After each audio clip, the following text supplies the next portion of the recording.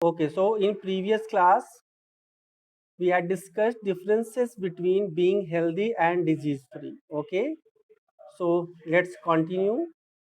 Today we will read about the disease and its causes and more things.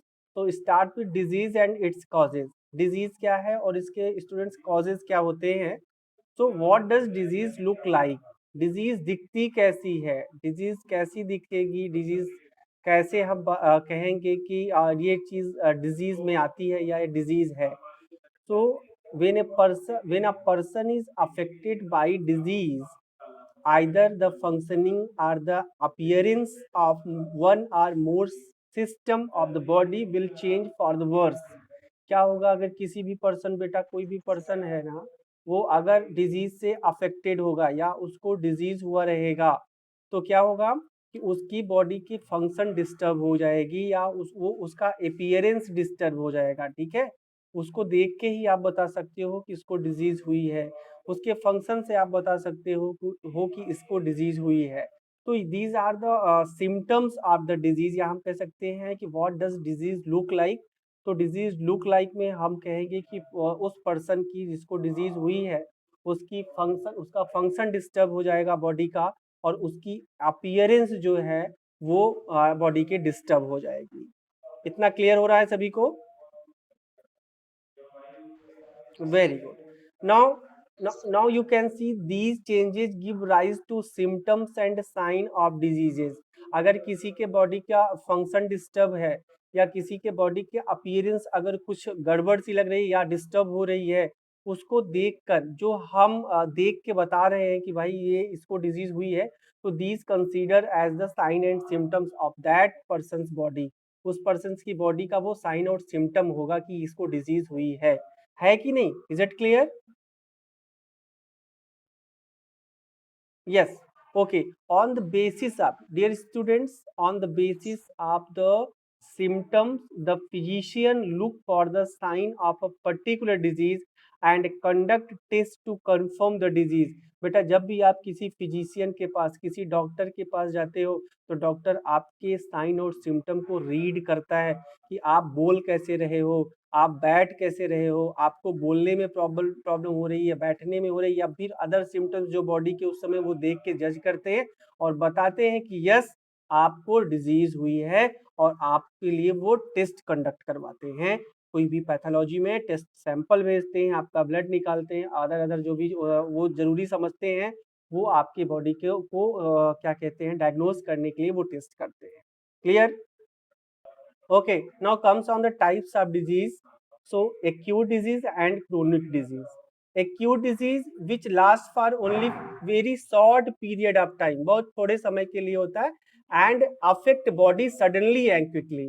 आपकी body acute disease में क्या होगी? Suddenly और quickly affect हो जाए, अचानक। जैसे सर्दी जुकाम होता है ना, आपको लगता है कि यार मेरे यहाँ पे खराश हो रही है, और शाम तक होते होते आपको लगता है नहीं नहीं मुझको सर्दी हो गई है ना, हमको कोल्ड हो गया है, हमको कफ हो गया है, हमको टाइफाइड हो गई है कि नहीं? तो ये सडनली और क्विकली होने वाले रिस्पॉन्सेस होते हैं एक्यूट डिजीज में, और ये शॉर्ट पीरियड के लिए होता है। एंड अगर हम क्रोनिक की बात करते हैं, तो chronic disease last for a long time, लंबे समय के लिए होता है। क्रोनिक डिजीज बेटा काफी लंबे समय के लिए होता है, and you know even as much as life time. कभी कभी आप पूरे आपके लाइफ टाइम तक ये डिजीज चलेगी, ये डिजीज वापस नहीं आनी है, लाइफ टाइम तक आपका ये डिजीज चलता रहेगा। समझ रहे हो? Life time. और उसके बाद उसे क्रोनिक डिजीज कहते हैं। जैसे आपका डायबिटीज हो गया, किसी को डायबिटीज हो जाती है तो ठीक होती है क्या? नहीं ठीक होती। किसी को ट्यूबरकुलोसिस हो जाती है तो ठीक होती है क्या? जल्दी नहीं ठीक होती। कभी कभी मैंने just listen and focus what I am saying, मैंने कहा कि ये लॉन्ग पीरियड के लिए होता है, इवन कभी कभी आपके पूरे जिंदगी भर के लिए होता है।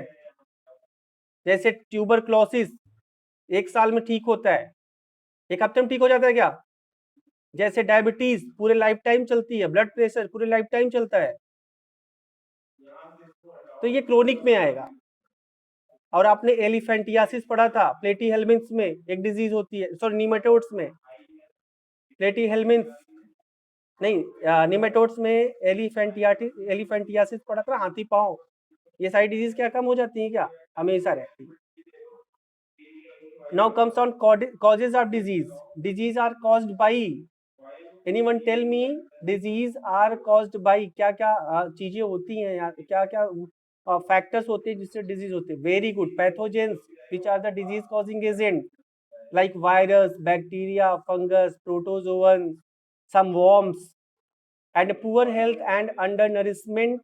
अगर आप स्वस्थ भोजन नहीं कर रहे हो, प्रॉपर न्यूट्रिशन नहीं ले रहे हो, तब भी आप बीमार पड़ोगे, तब भी आपको डिजीज हो जाएगी, क्योंकि प्रॉपर नरिशमेंट नहीं लोगे, बॉडी इम्यूनिटी नहीं शो करेगी, और इम्यूनिटी नहीं शो करेगी तो आपकी डेथ हो जाएगी, या सॉरी आपकी पुअर हेल्थ हो जाएगी, ठीक है, या आपको डिजीज हो जाएगा।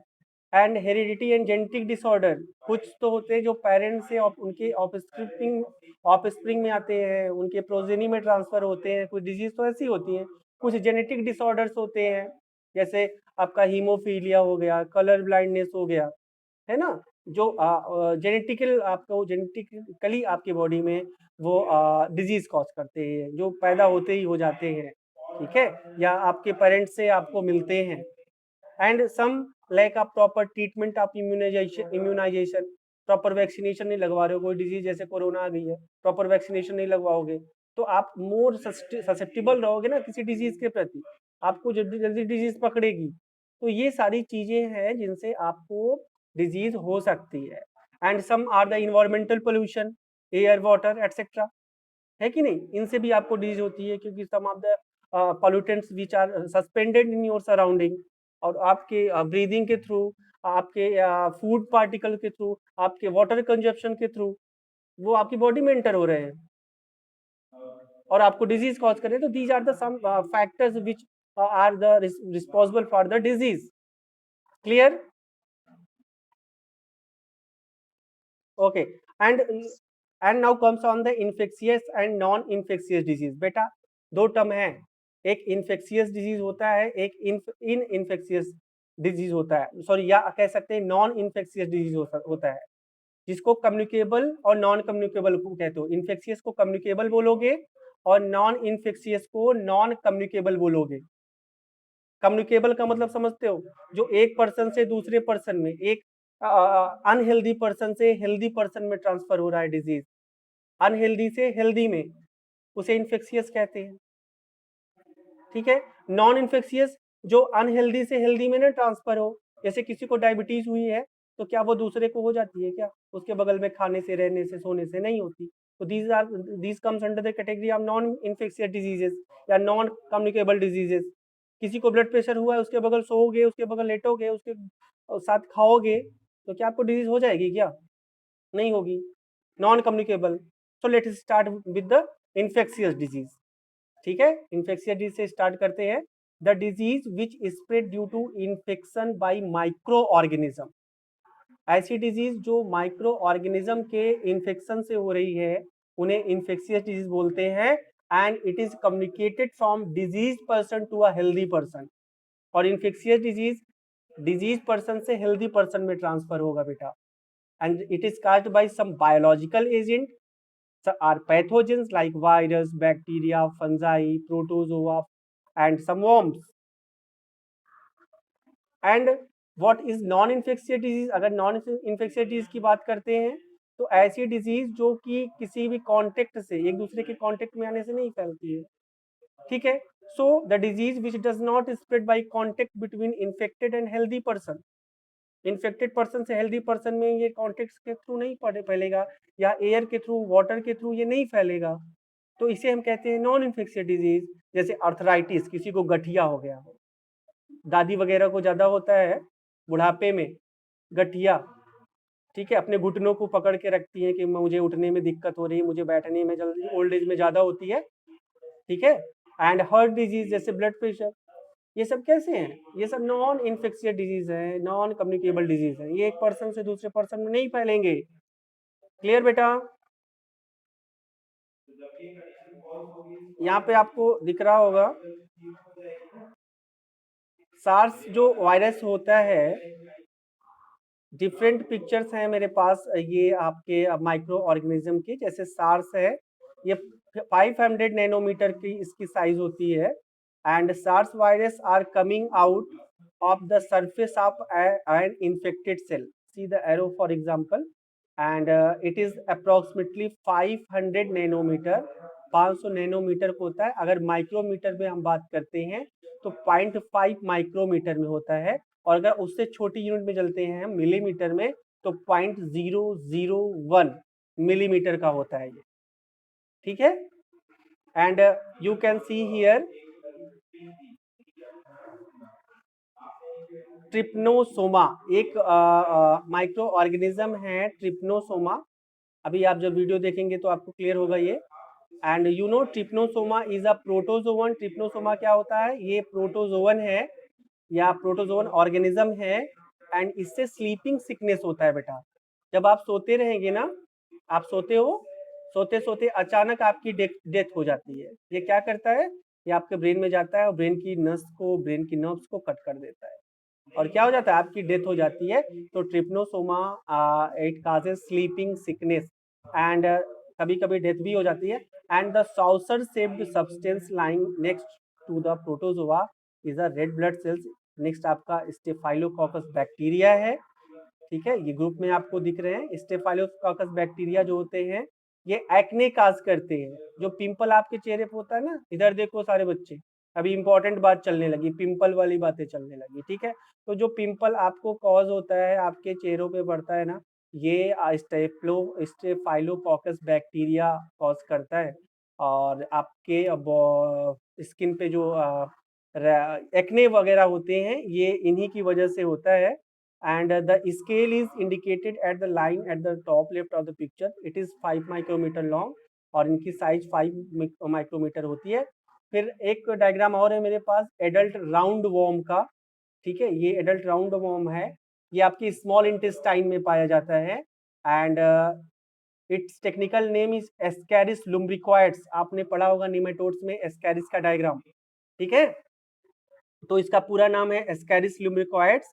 एंड ये छोटे बच्चों में या पेट में जो केचुए पड़ते हैं, आप इनको कह सकते हो कि ये वही हैं। And the ruler next is to show 4 centimeter to give an idea of the scale, ठीक है। नेक्स्ट है लेस्मेनिया। लेस्मेनिया का डायग्राम आप देखेंगे, आप लोग फ्रंट पे देखिए कैमरे की ओर, या अपनी बुक में देखें प्लीज, इधर उधर ना देखें। एंड कोई चीज आपको सुनाई तो पड़ेगी कम से कम। लेस्मेनिया ये भी प्रोटोजोवन ऑर्गेनिज्म है, जिससे एक फीवर होता है काला आजार, ये काला आजार कॉज करता है लेस्मेनिया, इंपॉर्टेंट है, पूछा जाता है। And the organism are oval shaped and each has one long whip like structure. Oval shape होता है देखने में, जिनके पास एक विप लाइक स्ट्रक्चर होता है मूवमेंट के लिए, ठीक है। विप मतलब कि एक मूवमेंट के लिए एक थ्रेड लाइक स्ट्रक्चर होता है। And the immune cell is about 10 micrometer in diameter. Next है आपका ये इन्फेक्शियस एजेंट है, डिजीज है। जैसे वायरस अगर मैं पूछूं कि वायरस के कौन कौन से डिजीज वायरस से होते हैं, तो common cold, influenza, measles, chicken pox, AIDS, hepatitis B. अगर आपसे आपसे कोई पूछता है तो आपको ये सारी चीजें पता होनी चाहिए। कोई पूछ लेता है आपसे कि please tell me 4 name of diseases which are spread through the viruses, bacteria, fungi. तो आज आपके सामने ये सारे हैं, आप बता सकते हैं। जैसे वायरस, कौन कौन वायरल डिजीज होती हैं? Common cold, influenza, measles, chicken pox, AIDS, hepatitis B etcetera. Bacteria के थ्रू कॉलरा होता है, टाइफाइड होती है, टीबी जिसे ट्यूबरक्लोसिस कहते हो, टिटेनस होता है, एंथ्रेक्स होता है, फूड पॉइजनिंग भी बैक्टीरियल डिजीज होती है। फंगस से आपको स्किन इन्फेक्शन होता है, जैसे आपको रिंग वॉर्म वगैरह होते हैं, दाद खाद जिसको कहते हो, तो ये फंजाई से होते हैं बेटा। एंड प्रोटोजोवन से आपको मलेरिया होता है, काला आजार होता है, अमीबिक डिसेंट्री होती है जिसको पेचिस कहते हो, एंड स्लीपिंग सिकनेस होते हैं। ये प्रोटोजोवन डिजीज हैं, प्रोटोजोवा से स्प्रेड होते हैं। एंड वॉर्म्स की बात अगर करते हैं तो ये इंटेस्टाइनल इन्फेक्शन होते हैं, जैसे एलेफेंटियासिस हुआ आपका, ये वॉर्म्स है, ठीक है। तो ये कुछ डिजीज थे जो कि किस एजेंट से हो रहे हैं, बैक्टीरिया से, वायरस से, फंजाई से। तो यहाँ पे आपने इसको देखा, ठीक है। नेक्स्ट आपका है एंटीबायोटिक्स। तो एंटीबायोटिक्स सभी ने सुना होगा। एंटी का मतलब अपोजिट, बायोटिक्स का मतलब सभी को पता है, एंटीबायोटिक्स सभी को पता है ना एंटीबायोटिक्स, ठीक है। बायोटिक्स का मतलब होता है लिविंग बीइंग होता है। तो व्हाट इज द एंटीबायोटिक? बेटा एंटीबायोटिक्स वो ड्रग्स हैं जो कि या तो बैक्टीरिया को किल कर देती हैं या बैक्टीरिया की ग्रोथ को इनहिबिट कर देते हैं, ठीक है। या तो बैक्टीरिया को किल कर देंगे या बैक्टीरिया की ग्रोथ को इनहिबिट कर देते हैं। So antibiotics blocks biochemical pathway important for bacteria, hence they are effective against them.